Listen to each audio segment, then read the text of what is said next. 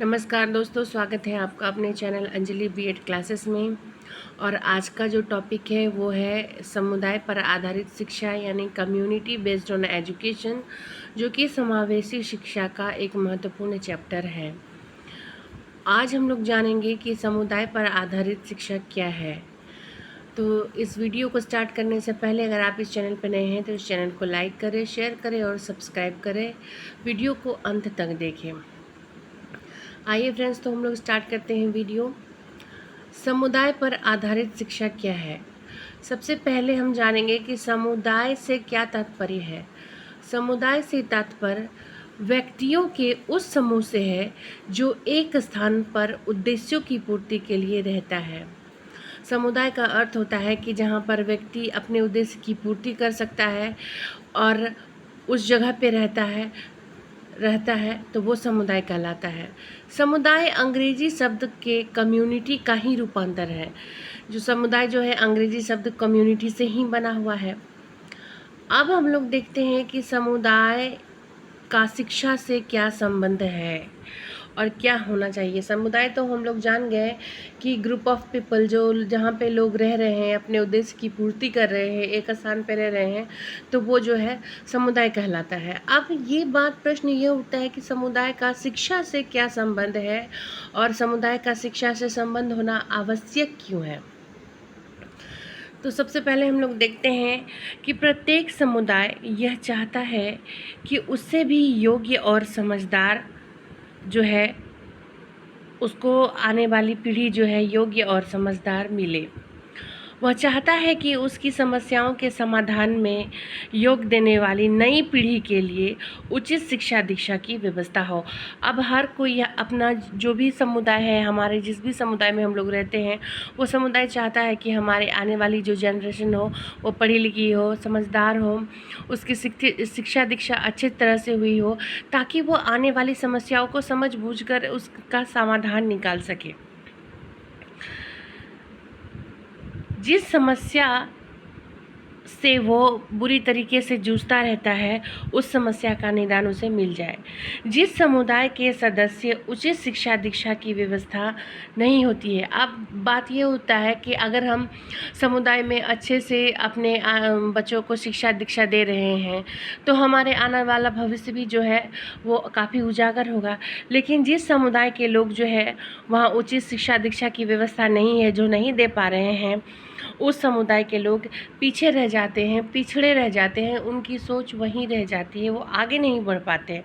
उस समुदाय के लोग में अशिक्षित समुदाय की संस्कृति स्थिर होती है। अब देखिए, बात ये होता है कि एक शिक्षित समुदाय हो जाता है और एक अशिक्षित। तो शिक्षित और अशिक्षित समुदाय में अंतर क्या है। शिक्षित समाज जो है, शिक्षित जो है उसके विचारों में उन्नति होती है, वो समुदाय स्थित उसकी समुदाय की स्थिति अस्थिर होती है, प्रगतिशील होती है। लेकिन जो समुदाय अशिक्षित है उस समुदाय की संस्कृति जो है स्थिर रहती है, वहाँ कुछ भी इम्प्रूवमेंट नहीं होता है, कोई प्रगति नहीं होता है, कुछ भी नहीं। तो समुदाय में तो शिक्षा का होना ज़रूरी है और आवश्यक भी माना जाता है। अब ये चीज़ तो हम लोग हमेशा से शुरू से ही जानते हैं कि मनुष्य एक सामाजिक प्राणी है और वो समाज में रहकर ही अपने आप को जो है प्रगतिशील बनाता है, अच्छे और स्वस्थ समाज का निर्माण करता है। परिवार के बाद समुदाय में बालक की शिक्षा दीक्षा कहाँ होती है। सबसे पहले हमारे बच्चों को शिक्षा दीक्षा, जो बच्चे का स्कूल है वो हमारा परिवार है। और परिवार के बाद समुदाय में बालक की शिक्षा दीक्षा जो होती है वो समुदाय में रहकर होती है, अच्छे समाज में रह के होती है। और हम जिस समाज में रहेंगे ना, जिस तरीके का वहाँ का माहौल होगा, हाँ, बच्चे का जो है समाज और सामाजिक और चारित्रिक गुणों का विकास उसी लेवल पर होगा। अच्छे समाज में रहकर हम लोग अच्छे और स्वस्थ समाज का निर्माण कर सकते हैं। अब आइए देखते हैं हम लोग परिभाषा। विलियम इमर के अनुसार मनुष्य स्वभाव से ही सामाजिक प्राणी है, इसलिए उसने वर्षों से सीख लिया है कि व्यक्तित्व और सामूहिक क्रियाओं का समुदाय द्वारा ही सर्वोत्तम रूप में किया जा सकता है। ये जो है, ये थॉट्स, ये जो विलियम इमर के अनुसार है, जो हमारे समाजशास्त्री हैं, वो ये कहते हैं कि मनुष्य स्वभाव से ही सामाजिक प्राणी है और समाज में ही रह के अपनी सभी क्रियाओं को वो उन्मुक्त कर सकता है। समुदाय के द्वारा ही बालक में योग्य एवं सहयोग की भावना आती है, ऐसा जो है लोगों का कहना है और समाजशास्त्री हमारे यही कहते हैं। और ये समाजशास्त्री क्यों, यही अकाट्य सत्य है और यही चीज़ होता है। समुदाय में रहने की आवश्यकता इसलिए पड़ती है क्योंकि समुदाय के द्वारा ही बालक में योग्य और सहयोग की भावना आती है। मनुष्य एक सामाजिक प्राणी है, समाज में जब तक वो रहेगा नहीं तो वो सीखेगा कैसे, उसमें सहयोग की भावना आएगी कैसे। तो ये चीज़ होना बहुत ही आवश्यक है। समुदाय के द्वारा ही बालक का व्यक्तित्व प्रभावशाली बनता है। बच्चे का जो व्यक्तित्व होता है वो प्रभावशाली कैसे बनता है, समाज में रह कर के ही प्रभावशाली होता है। कहने का अर्थ है कि समाज हमारे जीवन में बहुत बहुत ही महत्वपूर्ण कारक है हमारे जीवन को प्रभावित करने के लिए।